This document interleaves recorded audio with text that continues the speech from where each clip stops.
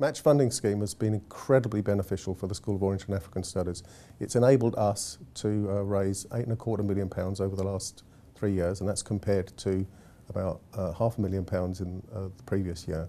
And it's made a real difference to us. Huge incentive for our staff, huge difference to our students. And we've used the bulk of that money for scholarships to enable students to come to SOAS to study here, whether they're from Tower Hamlets or from Bangladesh, so they can come and study at SOAS. And if you want to find out what benefit it is to them, ask our students. So I've been studying here at SOAS at the School of Oriental and African Studies for a year now, and it's been wonderful. I've met some of the best theorists in my field, access to one of the best libraries in the world, and yes, it's been a wonderful experience.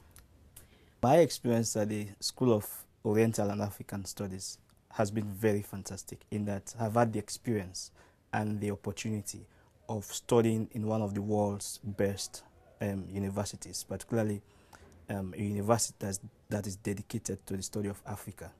And I like the fact that it is diverse.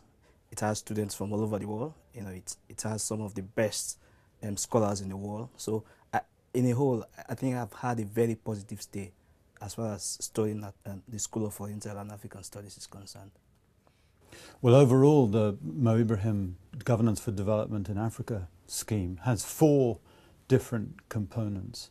So there's the PhD scholarship program, there's short-term visiting fellowships. We then have these short interviews that we do, that we then broadcast on radio. We put some of them online around governance issues in Africa and their links to development. And then we also have a program of residential schools which we run in a different African country each year. My PhD is in politics and international studies. The focus of my research is in governance and in Sierra Leone. Specifically, I'm looking at the conception, design and implementation of the decentralization program and its impacts in health and agriculture. Well, when I finish my studies in another 3 years, I plan to return to Ethiopia, and my plans are to open a gender center.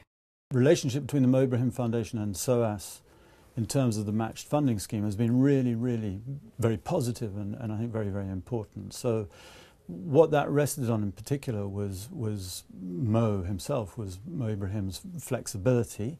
So for example, bringing forward some of the payments, timing the payments that came through SOAS in order to maximize the flow of matched funds. And that's really, really been wonderful because it's enabled us to scale up really the impact of the program overall. Certainly I would not have been able to come to SOAS, the School of Oriental and African Studies, without the scholarship.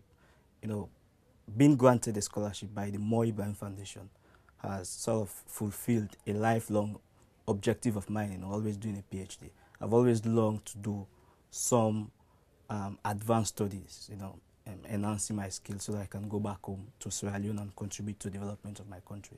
So I think the whole idea of having a scholarship from the Mo Ibrahim Foundation has sort of not only contributed to me personally, but also to my country and the communities I will be serving after my studies. Well, for me, I would not have been able to come to attend this PhD program here at the School of Oriental and African Studies if it wasn't for the Mo Ibrahim Foundation scholarship. And my assumption is that with the matched funding, the opportunity will now increase for other students to be able to come and not only get scholarship and not only get education, but be able to use this for the betterment of their communities. So it's quite an amazing program, and I'm very happy about the matched funding, making this possible for future students. It's always very hard to say exactly what the tangible outcome is, but we have people already coming out of the other end of the PhD program. They have very, very high quality PhDs from School of Oriental and African Studies. I would hope that those students, as well as those benefiting from the shorter term, the residential schools and the short-term visiting fellowships, what they will be able to do is, in terms of a social return, contribute, as I know some of them already are doing, to debates on governance reforms, on economic development, social development within their own countries. In terms of a more individual direct return, one would hope that it will help them in their own career paths, both in education, in academia, in Africa, and universities, but also within the law courts, within ministries of economic development and planning, and so on and so forth.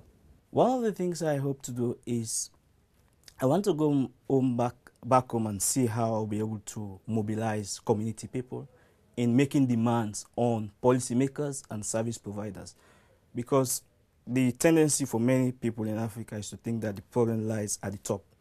I think we have to mobilize community people, empower them, and build their capacity to make demands on public providers and service, public policy makers and service providers. So this is an investment not only for me, not only on my education, but really in gender issues in Ethiopia, because that's what I'll be using it for. And I would really like to encourage other people who are able to input into philanthropic giving, into other scholarship schemes, to continue doing this, because it's really investing in African countries. It's not just helping an individual become better educated, it's so much more than that.